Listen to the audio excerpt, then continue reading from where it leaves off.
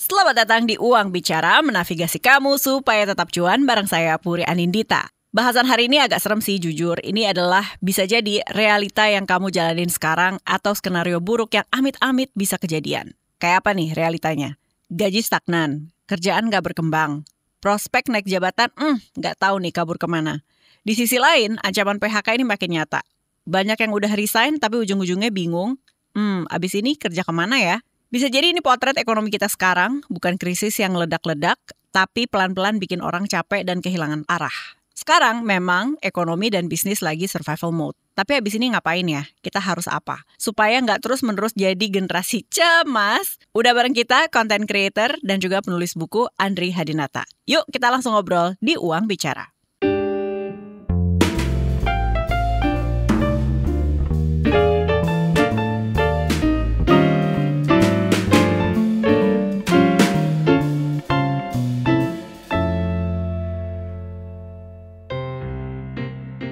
Khusus episode ini kita mau ngomongin kondisi ekonomi yang Indonesia nih. Sekarang kan temperaturnya nih ya kalau lagi ngomong potensi. Lo udah lihat dong LinkedIn post dari seorang expat yang ngomongin Indonesia sering banget jika tidak Jakarta bikin seminar. Oh, si Lek. Ya kan? Iya, gue tahu. Yang katanya selalu judul seminarnya Unlock the Potential of Indonesia gitu kan. Kayaknya potensi mulu, kapan pecah telurnya nih kan gitu. Betul sekali. Jadi apalagi dirimu di marketing banyak ketemu, you're a podcast host as well gitu kan, ketemu banyak expert. Jadi sentimen apa yang dirimu tangkap setidaknya di 2025 ini? Wah, sebenarnya kalau ngomong 2025 ini udah kompon dari tahun-tahun sebelumnya sih. Iya sih jujur. Dan sekarang ini kita ngerekam di tengah tahun pas. Tengah tahun pas. Jadi gini, kalau tadi juga sempat nyinggung ini ya, postingannya Lake tentang kenapa di Indonesia lebih banyak acara event-event seminar yang bahas tentang unlock the potential. Karena memang kita nggak pernah unlock itu potensial sih menurut gua. Dari dulu sampai sekarang cuman potensi doang. Tapi salahnya di mana? Berarti kan ada simpul yang belum terurai. Kalau yang gue lihat ya, kecenderungannya memang kebanyakan kita kalau kerja itu ya kerja doang, tapi nggak produktif. Hasilnya apa sih? Impactnya apa itu jarang kelihatan. Dan gak bisa dipungkiri juga negara kita ini adalah negara yang memang normatif, suka banget dengan yang namanya seremonial kan. Kalau ada apa-apa seremoni, yang penting foto-foto menterinya datang atau mungkin presidennya datang, habis itu udah, dan menganggap semua itu udah berhasil dan sukses. Padahal kan bisa jadi itu baru mulai. Ya itu baru mulai. Ya, masih belum ngapa-ngapain. Dan akhirnya karena kita terbiasa seperti itu, ya itu tadi unlock doang, unlock the potential, tapi nggak bener-bener bisa ke unlock. Dan kita puas hanya karena udah diliput media, udah masuk TV, atau menteri A udah datang, menteri B udah datang, tapi abis itu udah impactnya apa? Apakah nanti ini yang kita bangun sustainable gak? Dalam waktu misalnya let's say 5 atau 10 tahun lagi. Kadang yang kita cari cuma itu doang, gimmick akhirnya. Berarti sebenarnya harapannya ketika itu baru menjadi poin mulai, poin start, apa yang bisa dilakukan lebih baik jadi follow up itu menurutmu? Wah, ini kalau mau bahas jadi panjang juga nih. Tapi gini, permasalahan di Indonesia itu adalah Indonesia itu gagal menjadi sebuah negara yang sektor industrinya tuh maju, industri manufakturnya tuh maju. Padahal industri manufaktur itu adalah syarat untuk sebuah negara berkembang itu menjadi negara maju. Kenapa industri manufaktur ini penting? Karena gini, ketika negara itu sebelum menjadi negara agraris, paling gampang contoh mungkin Jepang lah ya.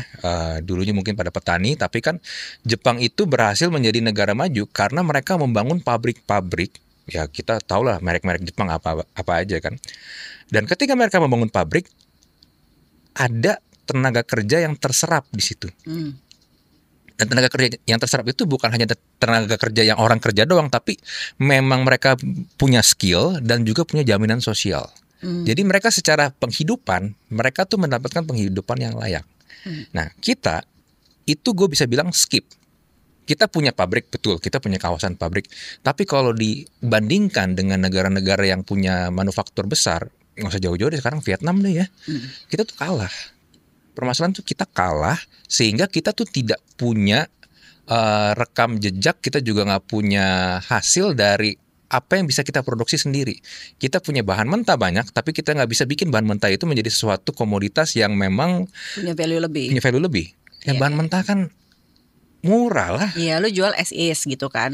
Oke. Tapi ketika lu olah itu menjadi suatu produk kan akan jadi lebih punya value kan. Nah, untuk mencapai itu apa yang bisa terjadi? Kita dapat banyak juga income yang masuk, entah income lewat pemasukan perusahaan tersebut, atau mungkin juga lewat para pekerjanya yang mendapatkan penghasilan lebih yang kayak tadi gue bilang kan, yang lebih layak. Nah itu akhirnya menurut gue keskipnya kemana? Ke gig ekonomi. Karena ada startup masuk. Oh, jadi itu distraksi sementara yang tadi. Soalnya kan gini ya, sebelum Sritex ini tutup, ya kita punya banyak pabrikan, nggak cuma tekstil doang kok.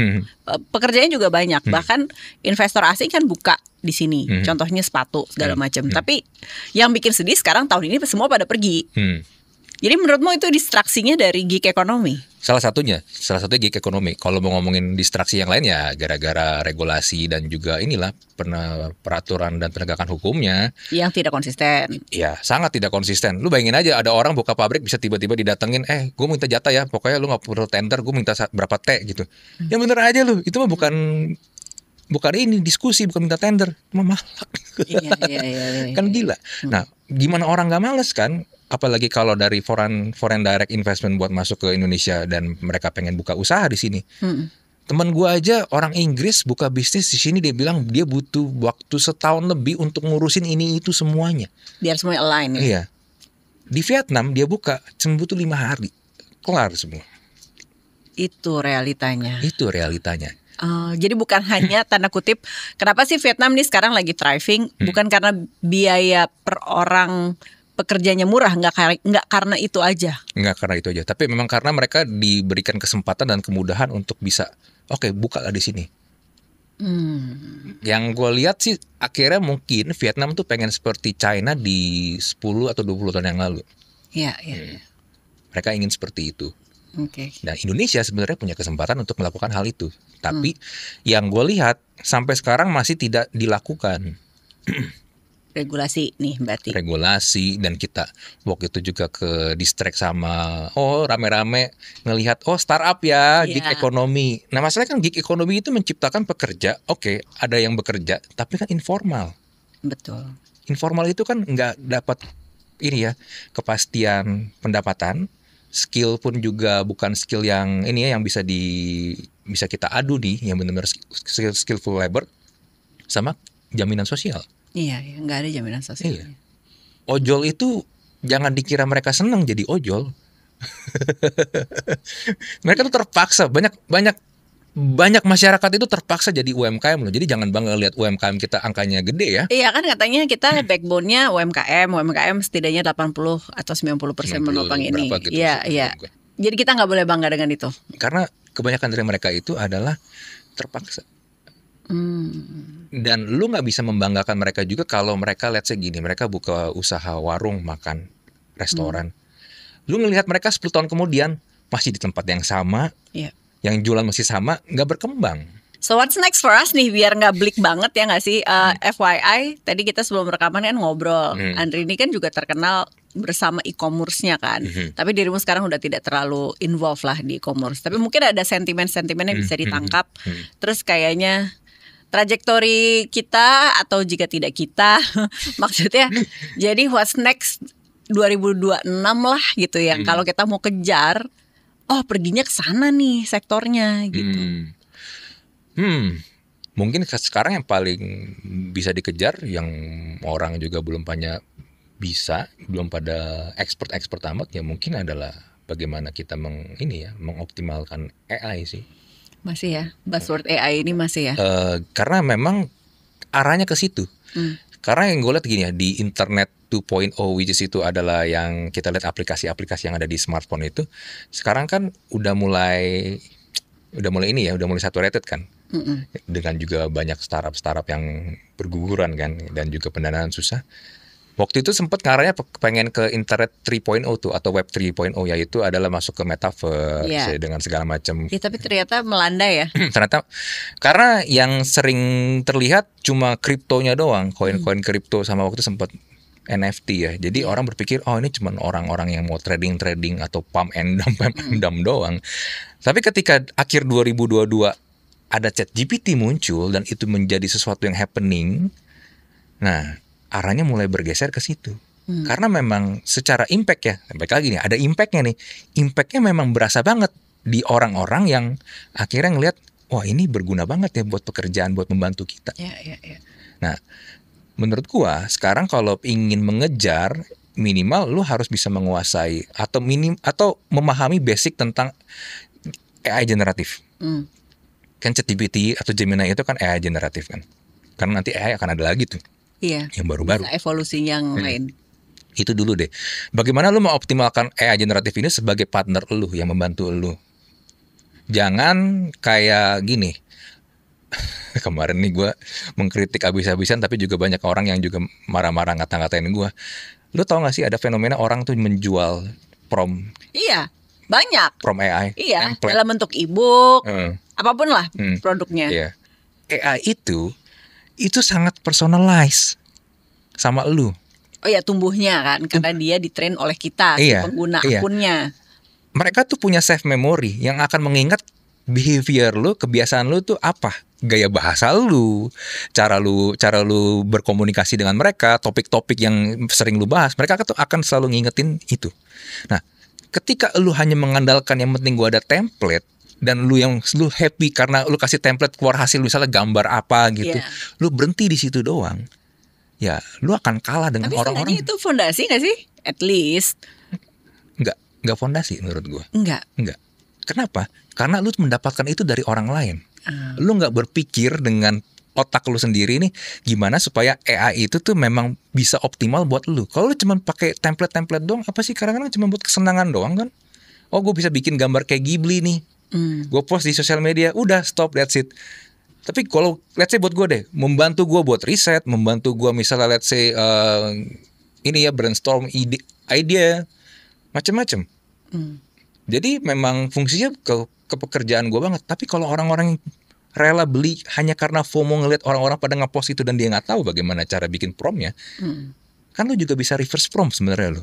Iya sih, betul, bisa reverse prompt tuh betul. Tapi seenggaknya kayak aku gimana sih ngetrain, dan ini biasanya terjadi sama yang udah generasi gede dengan Google Search dulu kan. Jadi kan cara dia menggunakan juga beda gitu. Nah, lu tadi ngangkat tentang Google Search ya, tentang orang googlingnya. Di Indonesia banyak orang tuh malas googling. What's the data? Apa yang aku bisa belajar kemampuan mereka untuk googling itu sangat jelek. Let's say gini deh. Lu ada pertanyaan nih, misalnya siapa presiden Amerika Serikat yang ke-25? Lu nanya ke gue of course gak tahu kan. Tapi gue bisa bilang, lu googling deh. Males. Dan berhenti di situ. Artinya actionnya nggak dilakuin. Actionnya nggak dilakuin. Dan ketika lu googling itu kan sebenarnya lu mencari banyak informasi kan, entah dari website, entah dari jurnal, lu ngulik kan banyak kan. Nah, ketika lu udah terbiasa untuk mencari hal itu, lu ketika pindah ke AI yang ChatGPT ini sebenarnya kan nggak ada perbedaan. Cuman bedanya ini ada yang jawabin aja kan. Iya, dan mungkin lebih bisa harapannya analisis lebih dalam. Iya. Walaupun kita harus cross check lagi. Walaupun harus cross check lagi. Suka banyak ngarang. Nah, lu bayangkan orang-orang yang males untuk googling ini, ya ketika pakai ChatGPT ya sama kan kayak gitu juga. ChatGPT akhirnya cuma jadi pajangan doang.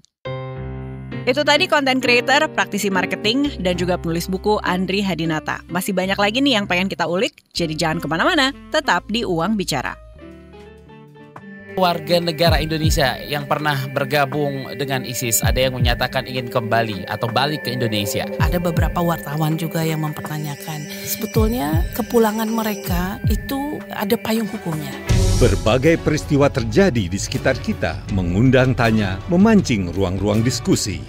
Ruang Publik membahas berbagai peristiwa yang hangat diperbincangkan publik, menghadirkan narasumber kompeten, membuka perspektif, dan mendorong hadirnya solusi dan narasi baru. Kalau ada keluarga kita yang punya urusan dengan aparat seperti jual beli mobil, lalu terjadi seperti pemaksaan, itu bisa dilaporkan ke polisi juga nggak ya? Ruang Publik KBR, hadir Senin hingga Jumat pukul 9 waktu Indonesia Barat. Perbincangan ini juga hadir dalam bentuk podcast di kbrprime.id. Mari berdiskusi di Ruang Publik melalui saluran bebas pulsa 0800 140 3131. Ruang Publik KBR, salurkan aspirasi Anda.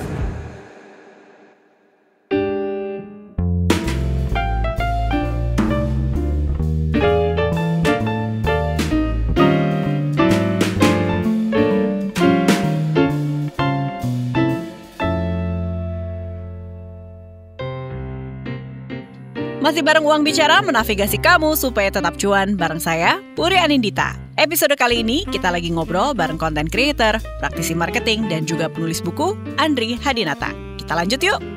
Nah, sekarang balik lagi sih ya ke nyari kerja susah. Sekarang kan ada movement hashtag kabur aja dulu. Kenapa? Karena ngerasa setidaknya gini deh, aku pakai POV orang-orang yang memang kuliah.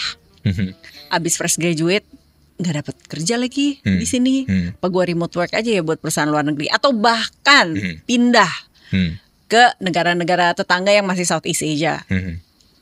Works nggak? Itu adalah sebuah tanda kutip perjudian karir yang sepadan nggak menurut Anda? Sekarang gini, gue ngomong realita aja ya. Kalau lu di Indonesia aja lu susah dapat kerja, apalagi di luar. Minimal gini deh, di luar negeri kan of course ngomongnya nggak pakai bahasa Indonesia. Lu ke Singapura, ngomong pakai apa? Bahasa Inggris. Bahasa Inggris. Lu bisa nggak ngomong pakai bahasa Inggris? Lu bisa nggak nulis dengan bahasa Inggris? Nah, kalau itu aja masih belepotan, ya berarti lu harus upgrade diri dulu, minimal kemampuan berbahasa.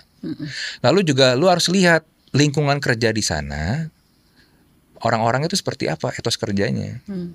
Di Indonesia mungkin kita masih bisa, kadang jam berapa kita turun ke bawah, kita beli kopi dulu, nyantai, atau mungkin yang cowok ngerokok dulu, ya kan, sebat-sebat, ya kan, berapa menit. Lu kerja di negara yang kayak Singapura, emang bisa? Lu bisa nggak mengubah adaptasi, mengubah behavior lu sesuai dengan culture mereka? Karena lu yang harus masuk ke mereka lu, bukan mereka yang ngikutin lu. Kan lu bukan pusat tata surya kamu. Iya, kan kita yang pendatang ya. Iya kan. Gitu. Jadi memang itu yang harus menurut gue dipertimbangkan, karena culture-nya tuh beda banget. Kalau gue kerja di negara ini, apa sih yang budaya mereka? Jangan kayak yang terjadi di Jepang tuh. Apa tuh? Coba spill lagi. Kan yang di Jepang kan itu, para pekerjanya tuh bikin ya apa, nggak tertib, nyanyi-nyanyi lah di dalam tren. Terus mereka ngumpul-ngumpul di dalam tempat. Kan orang Jepang itu kan adalah, kalau lu pernah ke Jepang, orang Jepang itu kan adalah orang yang sangat-sangat tertib banget kan.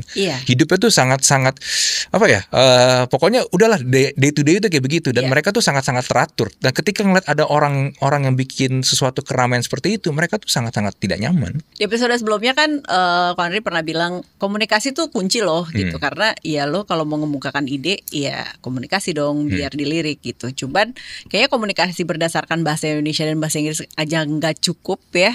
Apakah waktunya sekarang kita belajar bahasa Mandarin? Tapi gini loh, ada satu fakta menarik ternyata. Gue menemukan kalau orang-orang yang ini ya, yang bisa berbahasa Mandarin, lowongan pekerjaannya itu dari perusahaan dari China Mainland itu dibayar lebih mahal. Mungkin levelnya staff tapi bisa berbahasa Mandarin, dia bisa dibayar lebih mahal 5 juta dibandingkan orang yang nggak bisa bahasa Mandarin. Oke. Belajar bahasa ya Mandarin. Makanya belajarlah. Weni Homa, Pengyo. Gak bisa. Jujur, tapi cie doang ya kan. Cie. Tapi gue juga gak bisa bahasa Mandarin sih jujur. Iya, kita belajar bareng nih ya. Iya, gue packagingnya doang aja gitu. Tapi gue gak bisa bahasa Mandarin. Selamat datang di Hayang Buruk. Iya kan. Oke, ini kalau mau pivot berarti langkah realistis yang bisa kita ambil 2025 adalah AI. Intinya gini, ketika kita menerima informasi, kita coba olah informasi ini, apa yang bisa kita dapetin dari situ. Jadi jangan hanya karena lagi rame ini, tapi udah that's it. Karena beradaptasi itu menurut gue adalah suatu hal yang lu nggak bisa tawar-tawar lagi sih. Dunia tuh berubah cepet banget. Asli. ChatGPT 2022 abis itu semua berubah. Wah gila. Semua ini ya, perusahaan-perusahaan tuh langsung semua pengen jadi AI wannabe, walaupun ada yang AI beneran, ada yang AI wannabe, tapi mereka itu bener-bener shiftingnya tuh berubah cepat banget. Karena tadi kita ngebahas cara kita beroperasi di dunia profesional itu udah berbeda sama yang kita kenal seenggaknya 5 tahun yang lalu, berarti geraknya cepat. Apakah artinya kita memaknai pendidikan juga udah beda sekarang? Sekarang observasi dirimu soal gimana kita di pendidikan konvensional dulu ya aku bilangnya, formal tuh kayak gimana, masih relevan atau enggak? Atau jangan-jangan si geng bawah kita nih udah harus portfolio based dan sertifikasi based? Gimana menurutmu? Kalau ngomong pendidikan formalnya dulu ya, yang konvensionalnya ya, PR-nya sebenarnya adalah bagaimana caranya supaya mereka tuh lulusan dari mereka itu relevan dengan industri, kebutuhan industri. Ya kalau tadi kita bahas banyak yang nggak bisa dapat kerja setelah lulus, ya karena nggak relevan. nggak relevan, kebutuhannya tuh nggak nyambung. Nah, permasalahannya adalah kita itu kecenderungan belajar itu ngafal. Lu bayangin aja, lu bikin soal esai, jawabannya tuh harus sesuai plek ketiplek dengan buku cetak yang ada di Jadi referensinya jadi gitu. referensinya, lu nggak bisa salah dikit. Kan aneh kan, bahwa esai minimal kan lu masih bisa menuangkan pikiran lu kan, walaupun beda-beda dikit. Nah akhirnya kita hanya bisa mendapatkan generasi yang menghafal doang. Dapat gelar yang penting. Oke lah, dapat gelar apa S1, S2, bahkan apa yang S3. Nolong nggak? Nolong mungkin hanya karena di beberapa kesempatan ngelihat oh orang ini udah doktor. Iya.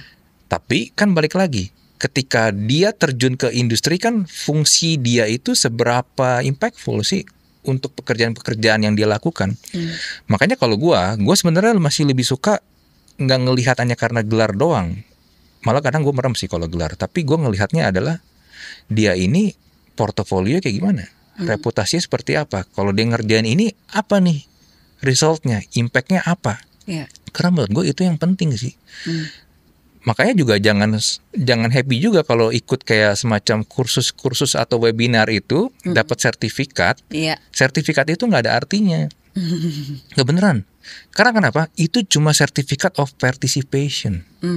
Lu berpartisipasi, duduk, datang di situ, dengerin, lu dapat sertifikat. Itu nggak menandakan lu bisa.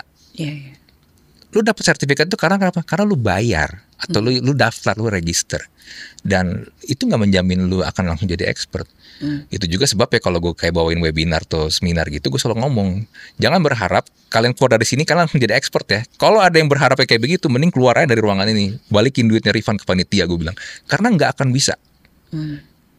Ya, lu harus benar-benar cobain, lu harus praktekin. Iya. Bikin project tuh real berarti. Iya, ya? bikin project tuh real. Karena itu yang penting, esensi itu yang harusnya dilakukan, bukan yang penting gue sertifikat gue pajang di LinkedIn banyak banget. Come on man. Iya. Walaupun tuh dipajangnya pakai embel-embel Stanford, Harvard. Ya Stanford, Harvardnya apa dulu? Harvard online mah ya semua juga bisa. Oke. Nih sekarang sama nih kayak episode yang lalu kan. Kita kan ada yang evaluasi internal biar kita terus relevan. Tapi juga apa sih kalau lo mau suarakan sesuatu ke pengambil kebijakan lah. Gitu. What could we do better? Untuk ini semua. Wah, tadi kita bahas pendidikan, kita juga bahas tentang industri, ekonomi in general. Kayak kalau bisa gue coba summarize gini deh. Permasalahan kita itu kan selain tadi ini ya, kita gagal untuk membangun industri manufaktur, kita juga gagal membangun SDM yang bisa bersaing. Nah, menurut gue akarnya sebenarnya balik lagi ke pendidikan. Nah, kalau lu pengen kita bisa mendapatkan human resource yang lebih powerful, pendidikan itu harus diperbaiki. Dimulai dari apa? Dari supply pendidikannya tersebut, which is guru. Guru kita itu mau makan aja, kadang bingung besok mau makan apa. Itu benar banget. Come on man, bayaran cuma 300.000 sebulan. Di Jakarta loh masih ada kayak gitu. Parah kan? Iya. Gua ya kalau melihat misalnya gini deh, guru dibayar layak, gaji misalnya let's say 10 juta sebulan. Gue yakin mereka mau belajar lagi hal-hal baru, mereka mau update dengan ilmu baru, mereka akan lebih gampang untuk melakukannya dan juga bisa kasih ke murid-muridnya. Karena mereka nggak perlu mikir, gue beras habis nih, gue harus ngapain? Gue harus ngojol. Iya. Atau ngelesin di luar. Iya, atau ngelesin di luar. Dan lu nggak akan pernah bisa dapetin manusia-manusia kita itu bersaing untuk dengan orang-orang yang ada di luar Indonesia. Iya. Sangat sulit banget. Dan akhirnya kita cuma dapetin generasi yang apa? Generasi yang cuma bisa ngata-ngatain orang doang di kolom komen sosial media. Yang berpikir kalau gue ngomong kayak gitu gak bakal ada yang nangkep. Padahal mah lu connect di internet gampang banget nangkep lu. Belum. Ya tapi itu realitanya. Makanya kita susah banget untuk bersaing.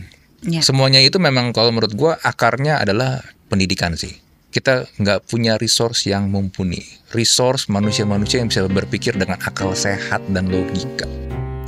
Baru aja kita ngobrol bareng content creator, penulis buku, dan juga praktisi marketing Andri Hadinata. Mudah-mudahan episode ini bisa bangun semangat kita lagi nih di tengah kecemasan ekonomi yang rasanya udah lama banget. Kalau teman KBR punya kritik, ada saran, atau masukan ide nih soal topik keuangan dan literasi finansial yang pengen banget dibahas, ditunggu sekali emailnya di podcast@kbrprime.id dengan subjek Uang Bicara. Dengerin terus Uang Bicara, menavigasi kamu supaya tetap cuan. Selalu rilis episode baru setiap Kamis di platform mendengarkan podcast kesayangan kamu, dan jangan lupa bisa tonton juga videonya di akun YouTube KBR Media. Saya Puri Anindita pamit, bye for now.